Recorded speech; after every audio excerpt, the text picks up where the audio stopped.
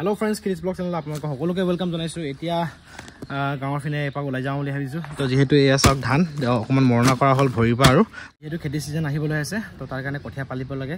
Like 8 টিক মান আছে, 8 টিক মানত ধান হ'বলৈ যিমান প্ৰয়োজন হ'ব কঠিয়া তো হেতু মানে 8 টিকত হৈ যাব লাগে বুলি কৈছে। গাঁৱলৈ লৈ গ'ল এইটো তাৰপিছত মাছ কেইটামান উঠাওঁ বুলি ভাবিছো। চাই থাকিব ভিডিঅ' লৈকে। কঠিয়া পাৰিব লাগে ধানৰ বস্তাটো মামাৰ ইয়াত থৈ দিলো। থৈ তাৰপিছত এতিয়া আহিছো পুখুৰী পাৰলৈ অকমান মাছ উঠাওঁ। এই বাল্টি লৈ ললো। 2-3 দিন ধৰি পুৰা বৰষুণ দি আছিল তো এইকাৰণে পানী পুৰা বাঢ়ি গ'ল। মাছ পাম কি নাই জানো, বহুত ডাঙৰ হৈ গ'ল পানী দেই। পানী বেছি হোৱাৰ কাৰণে মাছ নাপাম বুলি ভাবিছিলো। এতিয়া চব মাছ যথেষ্ট উঠোৱা হ'ল। লাইক 2 কেজি মান পালো আৰু অকণমান দিলো, নিজৰ কাৰণে অকণমান ললো। এতিয়া ঘৰলৈ উভতি আছোগে। আজি তামোলকে বেছি ল'ম বুলি ভাবিছো। যিহেতু ধুমুহা আহি আছে কেইদিনমানৰ পৰা আৰু লগত ভাঙিও গৈছে। তামোল লাগি থাকিলে মানে বহুত বেছি গধুৰ হয় যাতে কাৰণে ধুমুহা আহিলে ভাঙি পৰে। সেইকাৰণে তামোল কেইটা মানে বেছি দিওঁ বুলি ভাবিছো আজি। তো বিশেষ বেছি নহয়, 50-60 কেজি মান হ'ব চাগে হয়তো। এতিয়া জুখি লওক আগত কিমান হৈছে আপোনালোক জনাই আছো। যিহেতু তামোল বেচা হ'ল 88 কিলো মান হ'ল আৰু যদি অকণমান কুমলীয়াকৈ বেচা হয় চাগে 150 কেজি মান হ'লে হয়। যদি বুঢ়া হৈ যায় বা পকি যায় তেতিয়া মানে হালকা হৈ যায় তামোলটো। চাগে বেছি পাৰিলে বেছি ভাল আছিলে। দামটো তেতিয়া বেছিও আছিলে, 30-35 হৈ আছিলে। এতিয়া 25 ৰুপিজ লৈছে। আমাৰ ইয়াত 25 চলি আছে। আপোনালোকৰ তাত কিমান চলিছে জনাই দিব। যিমানখিনি টকা পাইছোঁ মই হাজিৰা দি লওঁগৈ। হাজিৰা দিব লাগে বুলি বেচিলোঁ আৰু লগতে তামোল গছটো বচাবলৈ কাৰণে আৰু কি কাম আজি চলিছে আপোনালোকক ওপৰৰ পৰা দেখাম, চাই থাকিব। তাৰপিছত ইয়াত কাম চলি আছে চিনটেক্স থোৱা পষ্টৰ কাৰণে। ইয়াত থ'ম আৰু বুলি ভাবিছোঁ। গছটো ওখ হ'ব এইটো লাগিব আৰু 2-3 দিন লাগিব চাগে। এই আমাৰ বগী বহুত ভালকৈ চিনিব লাগে আৰু একদম মৰম কৰি দিলে মানে একদম শুই দিয়ে, মানে মৰম কৰিলে শুই দিয়ে একদম। তো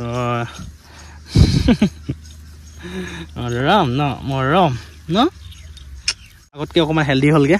এই চব গুটি এটা ওলাইছে, কি হয় জানো এই গুটিটো। এনে টানিলে মানে অলপ বিষাই চাগে। আহি থাকিছোঁ একো নহয়, পাছত ভেটেনাৰী লৈ এইটো কাটি দিব লাগিব।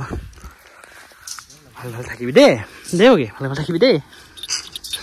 Hello' good morning. তো আজি মই আপোনালোকক ধুনীয়া বস্তু এটা দেখাম বুলি ভাবিছোঁ। যিহেতু সকলোৰে সেইটো প্ৰব্লেম হয়, যোনে গাহৰি পোহে যেতিয়াই পোৱালি দিয়ে তেতিয়া মানে 3-4টামান মানে মৰেই, মানে মাকে চেপি দিয়ে বা চুকত পৰি মৰে। তো সেইকাৰণে উপায় এটা মই বিচাৰি ওলাইছিলোঁ, মাকৰ পৰা বাচ্চা কেনেকৈ বচাবলগীয়া হয় আৰু যিমানকেইটা জন্ম দিয়ে সকলোকেইটা ধুনীয়াকৈ বাচি থাকিব পৰাকৈ। আৰু এতিয়া মই গৈলোঁ ৱেল্ডিং দোকানলৈ, কেনে বনাব লাগে আপোনাক ধুনীয়াকৈ দেখাম। সেইটো ফৰয়িং বুলি কয়। প্ৰথমতে আহিলোঁ ৰাউণ্ড পাইপ ল'বলৈ কাৰণে দোকানত। এতিয়া বৰ্তমান লেংথটো জুখি কাটিব লৈছোঁ। যিহেতু গাহৰি 4 ফুট বা 4.5 ফুট হয়, মই 4.5 ফুট লৈছোঁ। হাইটটো লৈছোঁ 3.5 ফুট। যিহেতু 3.5 ফুট ওখ নহয় হ'লেও আৰু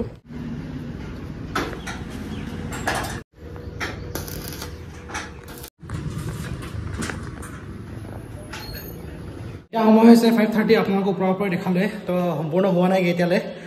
আজি যেনেকৈ হ'লে সম্পূৰ্ণ কৰাব লাগিব। আমাৰ জনাত মানে বহুত কাৰেণ্টৰ প্ৰব্লেম হৈছে 2-3 দিনৰ পৰা ধৰি পুৰা মানে ডিষ্টাৰ্ব দি আছে। তো কেতিয়াবাতো দিনটো কাৰেণ্ট নাহে বুলি ক'লেও ভুল নহ'ব আৰু। তো আজিও এইটোৱে দিনৰ দিনটো লাগি গ'ল। তাতে মানে ক'ব নোৱাৰোঁ কোনটো সময়ত ডেলিভাৰী দিব। আজি কাইলৈৰ ভিতৰত ডেলিভাৰী হ'ব লাগে। সোনকালে এইটো ফ্ৰেমটো যদি ৰেডি কৰি থওঁ তেতিয়া বেছি ভাল হ'ব। তো এতিয়া মোবাইলটো চাৰ্জ নাই, এতিয়া চাৰ্জ কৰি ফাৰ্মলৈ সোমাই লওঁ। এতিয়া চফাৰ পৰা কৰি লওঁগৈ। গা পা ধুই ডাইৰেক্ট আহিলোগৈ ৱেল্ডিং দোকানলৈ।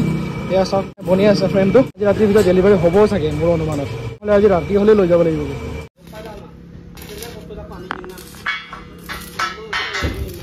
ৰাতি 8টা বাজিলে, কাম আধৰুৱা হৈ থাকিলে চব। পোৱালি দিও হৈ আছে, কিন্তু কি কৰোঁ জানো। এতিয়া কাৰেণ্ট নাই আৰু ধুমুহা হৈ আছে ইয়াত। এতিয়া কাৰেণ্টো নাই, এতিয়া অসুবিধা আছে। আৰু দাদাহঁতৰো কাম চলি আছে, গাড়ীৰ কাম। মোৰ এইটো সৰু মৰা কাম কিন্তু বহুত টাইম লৈছে। বা অহা কাইলৈ মানে ৰাতিপুৱা 12টাৰ আগত হৈ যায়, প্ৰব্লেম হৈ যাব বহুত। ইয়াৰ পৰা সোনকালে মানে এইটো লৈ যোৱাটো প্লেনিং কৰি আছিলোঁ, কিন্তু নহ'লগৈ। কি কৰোঁ উপায় নাই। এতিয়া মই গাহৰি ঘৰলৈ এপাক সোমাই লওঁ। ডেলিভাৰী হৈ আছে। যেতিয়া মানে প্ৰেগনেণ্ট হৈ থাকে, মানে পোৱালি ডিউটি হৈ থাকে, মানে গৰম পানী দিব লাগে। ৰাতিপুৱাই আপোনালোকক মই বেয়া খবৰ এটা শুনাই দিওঁ আৰু। তো যিহেতু যোৱা ৰাতি কমপ্লিট নহ'ল, এয়া চাওক 2টা গাহৰি পোৱালি মৰিলে। সেইকাৰণে মানে অলপ সোনকালে মোৰ প্ৰয়োজন হৈছিলে। এতিয়া মানে কি কৰোঁ উপায় নাই। 8টা পোৱালি দিছিলে, তাৰে 2টা মৰিলে। ইয়াত আছে 6টা। এভৰি গাহৰি পোৱালি দিওঁতে মৰে। তো সেইকাৰণে কেতিয়াবা বেয়াও লাগে, লোকচান হৈ যায়। আপডাল কৰিব লাগিব। যিটো ফৰৱাৰ্ডিংটো পালে মানে বেছি ভাল আছিলে, নাপালোঁ। এতিয়া উপায় নাই আৰু। কেতিয়াবা লছ খাওঁতে একো নহয়, কিন্তু সদায় লছ খোৱাটোহে এটা প্ৰব্লেম। যেতিয়া পালিলে তেতিয়া কিবা এটা হয়েই। এই 6টা আছে, এই 6টা যেনে বচাব চেষ্টা কৰিম। ইমানে আৰু আজি ভিডিঅ' চাই যদি ভাল পাইছে লাইক, শ্বেয়াৰ, ছাবস্ক্ৰাইব কৰিব। অলপ ব্লেচিংছ কৰি দিব যাতে ইন ফিউচাৰ আকৌ লগ নাখাওক এনে বাই বাই টেক কেয়াৰ